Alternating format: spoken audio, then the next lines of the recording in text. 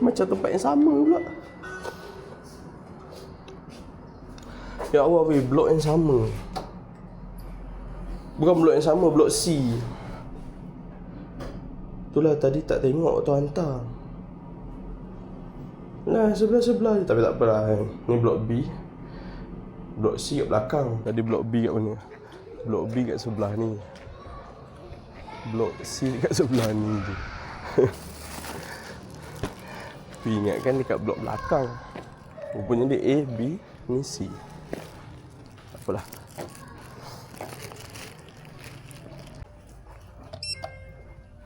Oh, baguslah. Mungkin sebab hari ni orang cuti ke. Wallpaper tu anak saya. Dia besar dah setahun lebih lah. So saya assume dia sama je lah. Sebab tadi saya duduk kiri. Kita tengok. Terima kasih.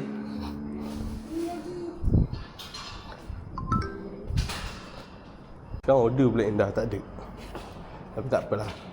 Biasa bis 11 sampai 2 peak hour. Tapi dekat sarjana utama ni peak hour 5 tak menentu.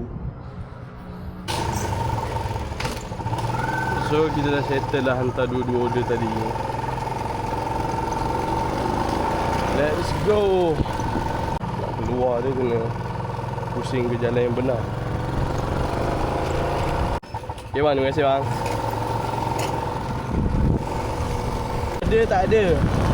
Apa benda nak buat? Kalau korang mana yang buat Grab kan, selalu time-time order tak ada macam ni kan. Biasa korang buat apa?